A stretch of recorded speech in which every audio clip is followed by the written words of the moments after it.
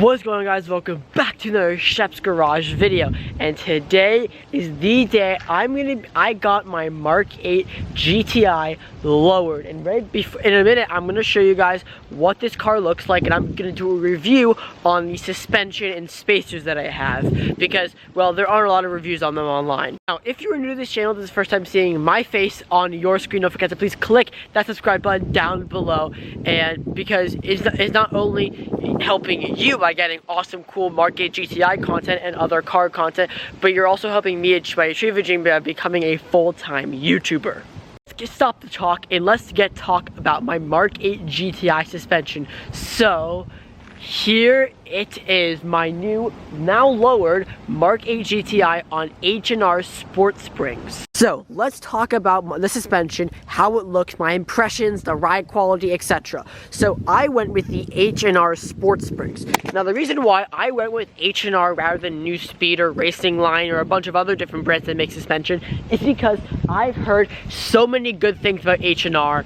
Their quality, the way that the suspension rides, the way that it absorbs bumps, and I felt like that because of all the good things I've heard about H&R, that they make pretty good suspension, so that's why I went with them. I had to get a jacket on because it's like 30 degrees or something out here, but anyways, back to the suspension. So, it's also the only suspension, this H&R suspension is the only suspension that actually has an even lowering rate at the front of the GTI and at the back. So it lowers the back end of the GTI 1.6 inches and it lowers the front of the car 1.6 inches.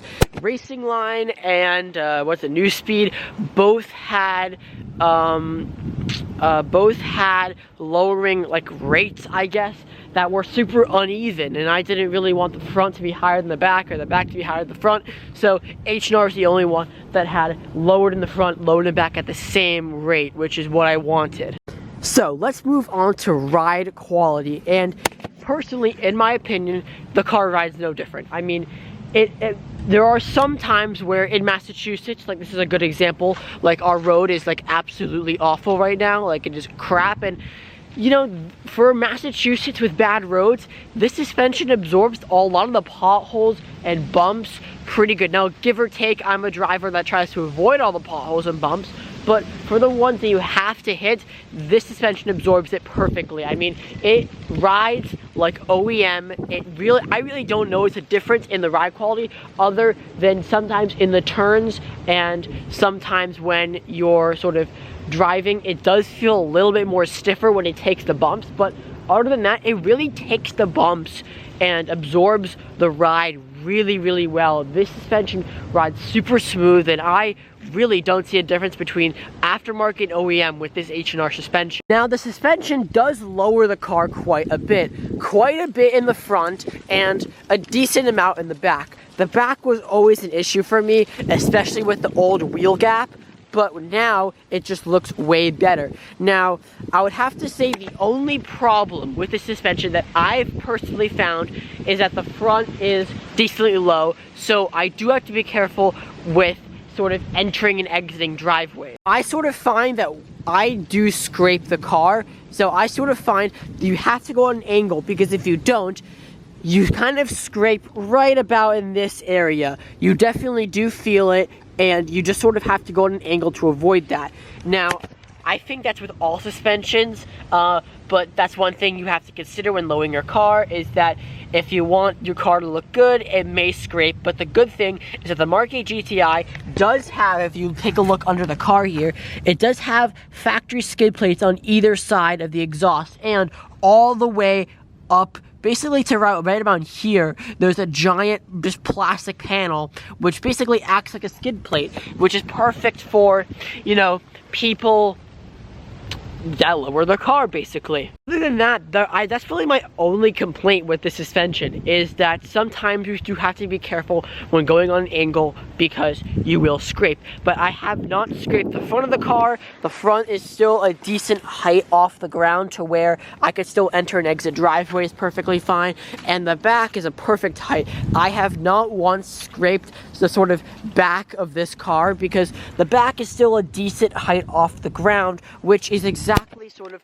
what I was looking for with this car. So that's my general sort of review of the suspension. I highly recommend it for if you own a Mark 8 GTI or a Mark 7 GTI. No matter what GTI you have, just get H&R springs, because I think so far the quality has been fantastic. Yeah, and also another thing to note is that they do like take a very long time to come. So make sure you order them within advance. Moving on from the suspension, let's talk about the wheel spacers, which I decided to get last minute because my friend told me that my fitment would look really good, and well, he was right, it does. So I went with the Shop DAP rear spacers. You can't barely see them yet. They are I went with the Shop DAP spacers because, well, they were the only spacers that came with the bolts. I know loads of people go with APR, Racing Line. I don't think those are, I think there are more other brands that make spacers for the Mark 8 GTI, but the Shop DAP spacers, personally, in my opinion, are the best ones, because not only do they have their own YouTube channel, which they show how to install them, but because that they have a specific kit for the Mark 8 GTI, which is called the Mark 8 Flush Kit, which is 11 millimeters in the front here and 15 in the back, which is basically what you want, because now the wheel looks basically flush to the car, and as you can see, the spaces are in there, the little black things right here. So personally, in my opinion, I quite like the spacers. They make the car look a lot nicer. However, since I am running the stock wheels for quite a while, well, a while, wink, actually, when I get new wheels sometime down the line, wink, I'll ditch the spacers because the wheels will be in the right fitment to where I don't need the spacers anymore. So the spacers are just going to be for these wheels for when I have winter tires, basically. So that's the only reason why I have them, because, well, to make the fitment look kind of good and not super weird, because it would look kind of weird without spacers, I guess. So that is sort of my review and personal opinion of my suspension on my Mark 8 GTI. Overall, if you are planning to get suspension for your car, I highly recommend the H&R Sport Springs, because it has a really good ride, close to OEM. It absorbs bumps and potholes very well, but again, I try to go around them. And the really only downside with this suspension setup, because it's lower at the front than some other suspensions, is that you do tend to sort of scrape a lot. So just be careful to when you sort of go at an angle. That's what I do with the suspension, and I haven't had an issue since. But just don't go straight on anymore, because yes, you will scrape your car. So that is for this video. That puts this video at an end. Thank you guys so much for watching this video. If you did, smash that like button. Comment down below any other videos you want to see next with my Mark 8 GTI. I have a bunch more videos coming very soon with this car. So yeah, stay tuned for those, and I'll see you guys next one. Peace out. And it's getting really cold, so peace.